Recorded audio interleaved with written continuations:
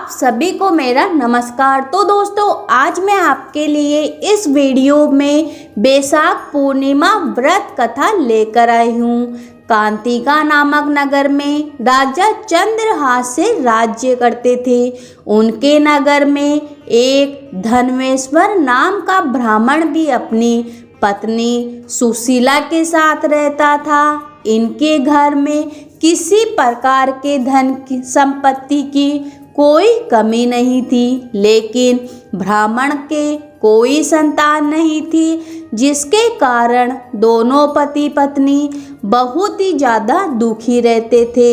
एक बार उस नगर में एक साधु महात्मा आते हैं, जो सभी के घरों से भिक्षा मांग मांग कर गंगा नदी के किनारे भोजन कर अपना जीवन यापन करते हैं। लेकिन वह साधु धनवेश्वर के घर की भिक्षा मांगने नहीं जाते थे।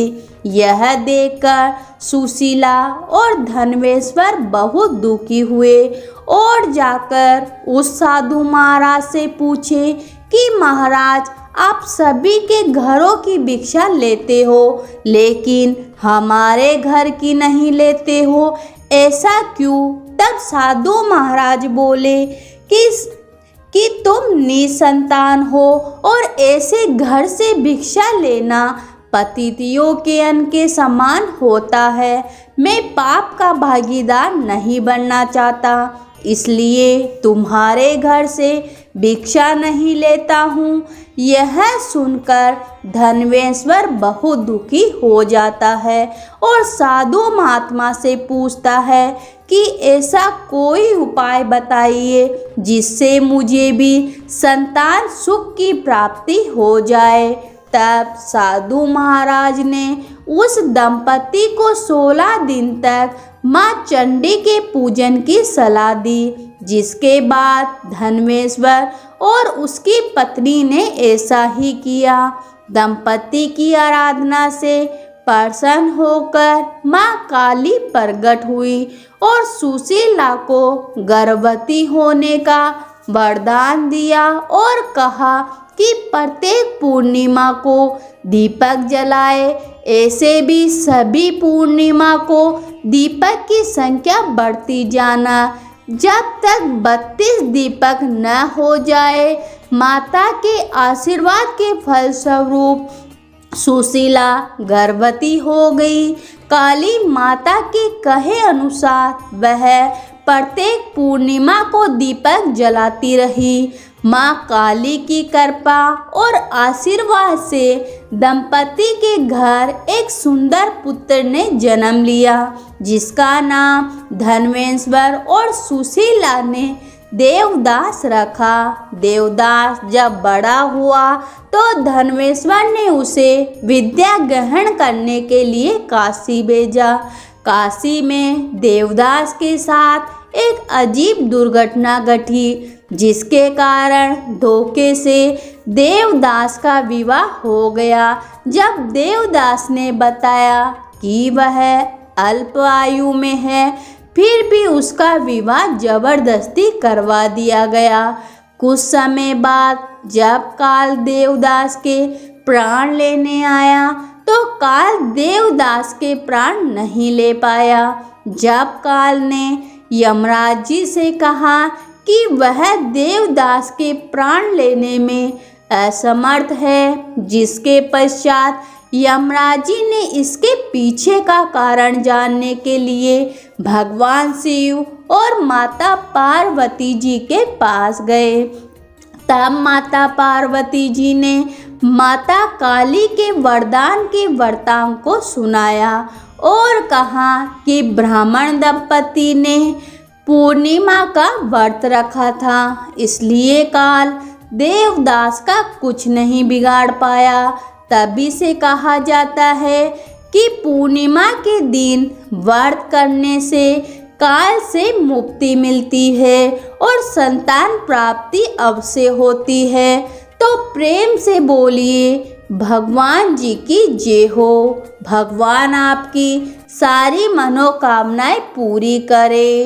अब है गणेश जी महाराज की कहानी। एक बार की बात है, एक गांव में एक बुढ़िया माई रहती थी। वह गणेश जी महाराज की बहुत बड़ी भक्त थी। वह हमेशा गणेश जी भगवान की पूजा और उनकी आराधना किया करती थी। साथ ही में वह गणेश जी महाराज के पर्व के दिन व्रत भी रखा करती थी और कथा भी सुनती थी।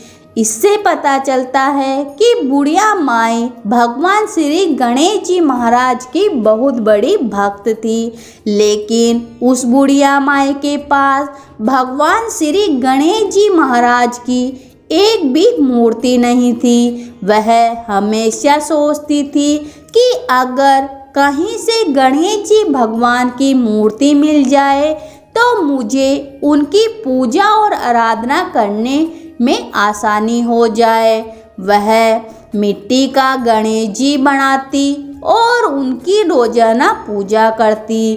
जब वह बुढ़िया माई पूजा करती और गणेश जी महाराज को जल अर्पित करती तो वह मिट्टी का गणेश जी गल जाता। इसी कारण से वह बुढ़िया माई हमेशा परेशान रहती और सोचती कि कोई कहीं से मेरे पास गणेश जी महाराज की मूर्ति आ जाए तो अच्छा हो जाए।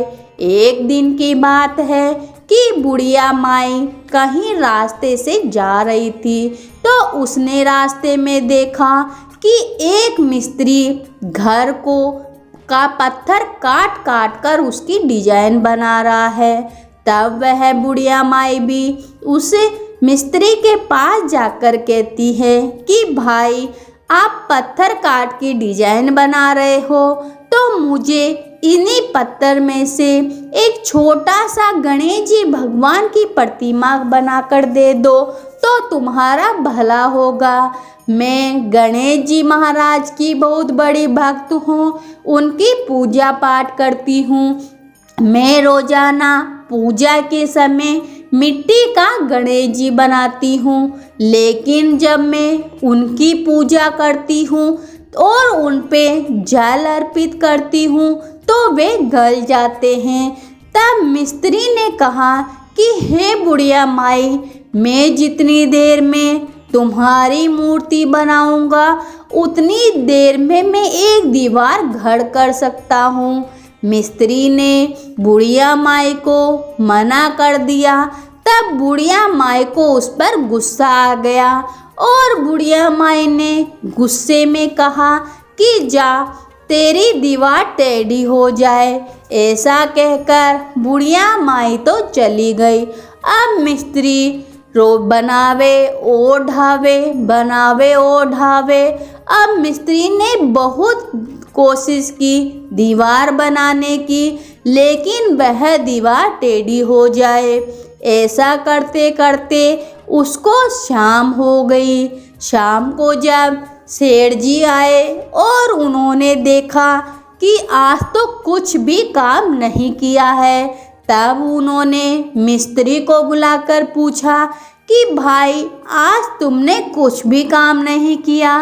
तब मिस्त्री बोला कि सेठ जी, सुबह एक बुढ़िया माई आई थी और उसने कहा कि मेरा पत्थर का गणेश जी गढ़ दो।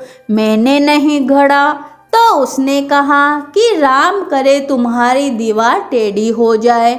जब से दीवार सीधी ही नहीं बन रही है, सुबह से बार बार तोड़ता जा रहा हूँ। तब सेठ जी ने बुढ़िया माई को बुलाया और बुढ़िया माई को कहा कि हे बुढ़िया माई, हमें पता चला कि तुम गणेश जी महाराज की बहुत बड़ी भक्त हो, तो हम तुम्हें सोने का गणेश गढ़ कर देते हैं, तुम हमारी दीवार सीधी कर दो। तब सेठ जी ने बुढ़िया माई को सोने के गणेश जी दिया। तब सेठ की दीवार सीधी हो गई और बुढ़िया माई भी अपने घर खुशी खुशी गणेश जी महाराज की पूजा पाठ करने लग गई।